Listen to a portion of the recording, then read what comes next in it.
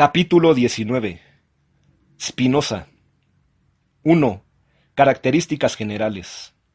Baruch Spinoza nació en Ámsterdam el año 1632 y murió en La Haya a la edad de 45 años, 1677. Es el autor que llevó hasta sus últimas consecuencias el racionalismo cartesiano. Su filosofía es una de esas posturas límite que marcan el tope de toda una tendencia del pensamiento. Tanto en lo que se refiere al método como en el matematicismo, la intuición de lo perfecto y la intercomunicación de sustancias, temas típicos en Descartes. Todo esto es asumido por Spinoza hasta desarrollar la solución que lógicamente se requería por el método de ser planteado. Las características de Spinoza como filósofo son muy claras. Es panteísta, desde el momento en que reduce todo cuanto existe a una sola sustancia, que es la divina.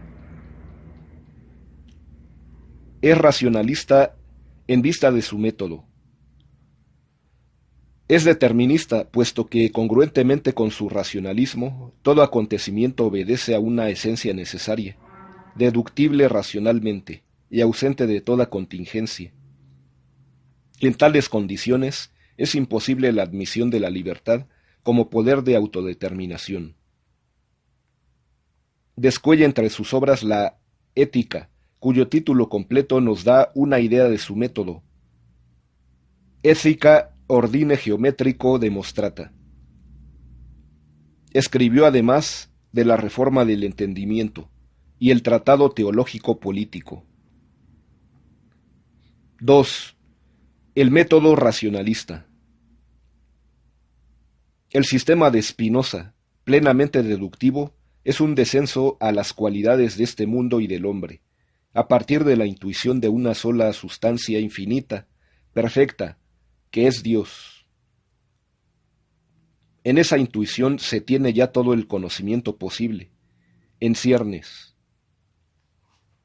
Basta analizar ordenadamente el contenido de ese objeto infinito y con eso se tiene acceso a toda la realidad. No cabe duda que la influencia de Descartes está patente en el uso de la nomenclatura geométrica en la ética de Spinoza. Definiciones, teoremas, corolarios, demostraciones. Tal es el armazón de un libro filosófico en el punto de vista racionalista.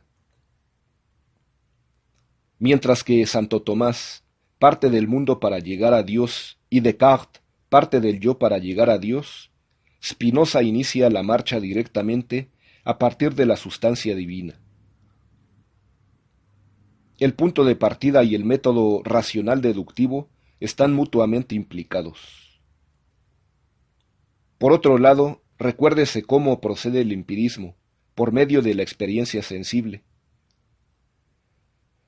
Toma en cuenta principalmente los hechos observables.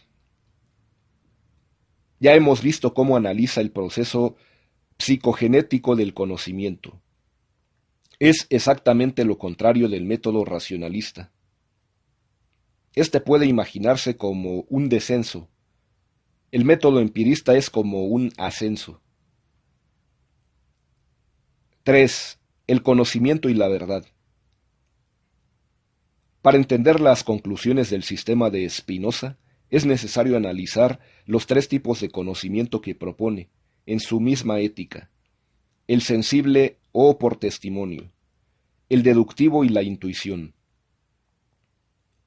El conocimiento sensible capta lo singular y sólo nos proporciona hechos desordenados, sin unidad.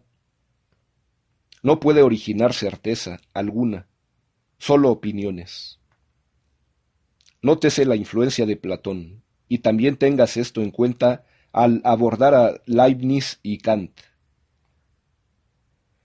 El conocimiento deductivo es racional, inteligible, procede por demostraciones como en las matemáticas. Ya es un conocimiento cierto y propio del nivel científico. Pero el tercer nivel o conocimiento intuitivo es el mejor modo de captar la realidad.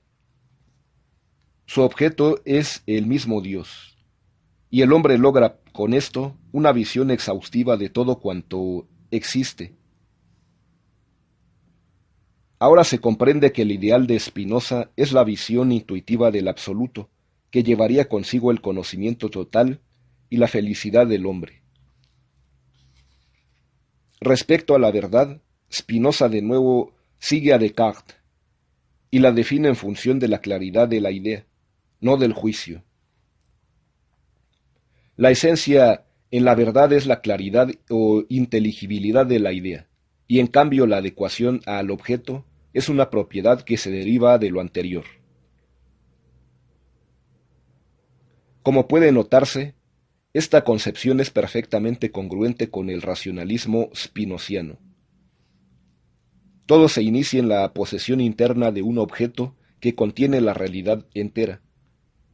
Lo que parece extrínseco a ella es secundario, o mejor, es una propiedad deducible de ella. 4. El problema de las sustancias. Con Descartes había quedado planteado el problema de la intercomunicación de las sustancias.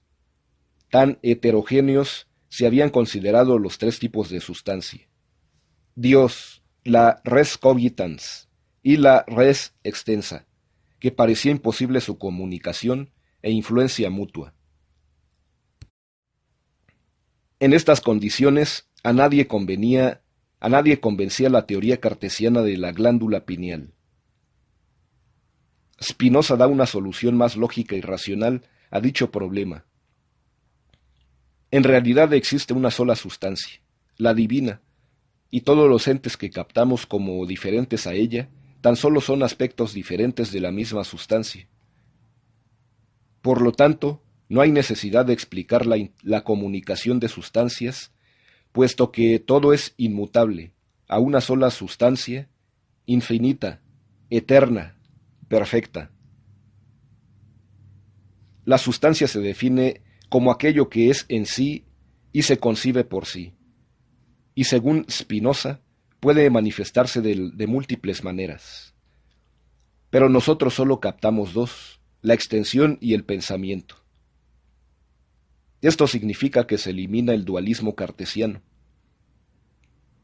La sustancia extensa y la sustancia pensante quedan reducidas a dos formas o atributos de una misma y única sustancia, que es Dios. Con la teoría de los atributos, aquello que el entendimiento concibe en una sustancia como constitutivo de su esencia, Spinoza queda claramente enmarcado en el panteísmo. El hombre es también una manifestación de la sustancia divina. Además, dentro de cada atributo hay infinidad de modos, los cuales son definidos como afecciones de la sustancia. Cada atributo puede recibir diversas afecciones o modos, y tales son los entes individuales que nosotros estamos acostumbrados a tratar. Existe una imagen sensible que puede ayudar a captar esta concepción spinozista. La sustancia única es comparable al océano.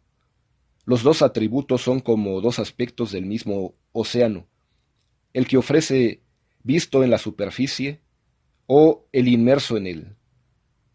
Y por último, los modos son como las olas, individuales, pero pertenecientes todas al mismo mar y conectadas íntimamente por la misma sustancia.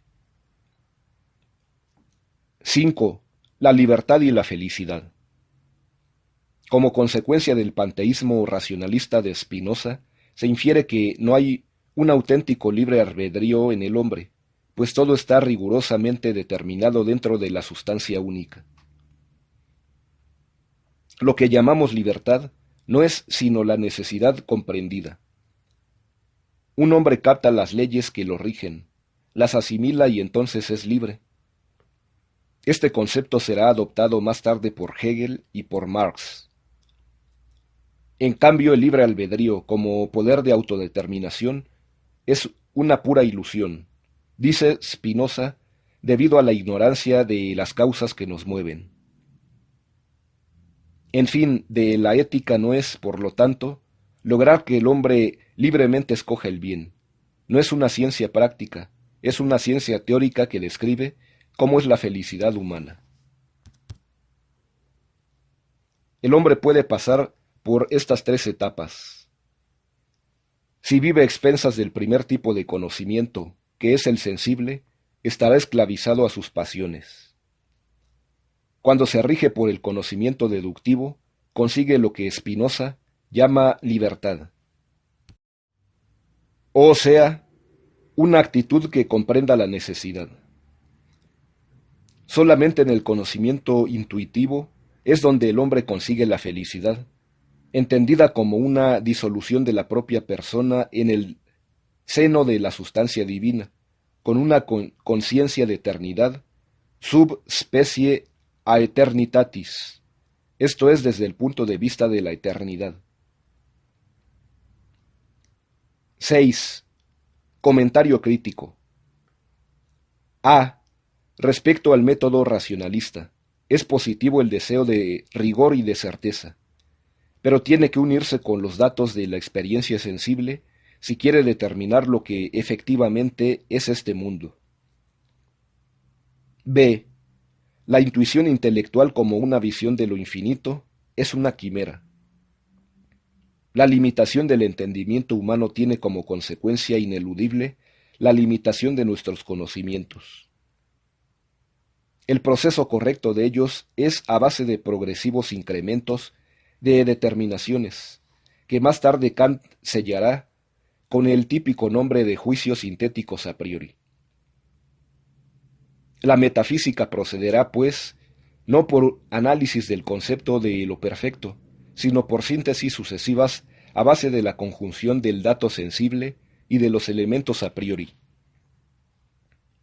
La llamada intuición de la sustancia es sólo una vislumbre de lo absoluto, pero de ninguna manera es el conocimiento del cual podemos extraer toda la realidad.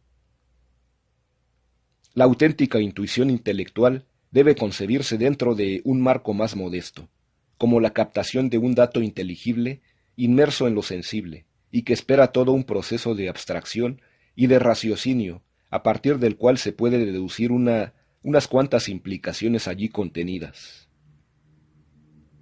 C. La teoría de la sustancia única es un débil recurso ante los hechos de la vida diaria. Cada uno tiene su propia realidad, que no se diluye en la de los otros. De aceptarse el panteísmo tendría que aceptarse la frase sarcástica de Bale: Dios, modificado en 100 turcos, ha matado a Dios, modificado en 100 cristianos. D. Evidentemente, dentro de ese racionalismo tendría que aceptarse las consecuencias obtenidas acerca de la libertad y de la felicidad humanas. Aparte de que ese método racionalista ya ha sido rechazado, también son inaceptables cada una de esas tesis sobre la libertad y la felicidad. Los hechos demuestran el libre albedrío de facto, y además la naturaleza de la inteligencia y de la voluntad, frente a la limitación de los bienes terrenos, prueba la libertad humana. Confróntese el capítulo 12 de mi Introducción a la Ética, Editorial Esfinge, México. E. Lo positivo en el racionalismo de Spinoza es la búsqueda de lo a priori, la investigación del elemento fundamental que explica todo ente. Esto es justamente lo que le falta al empirismo.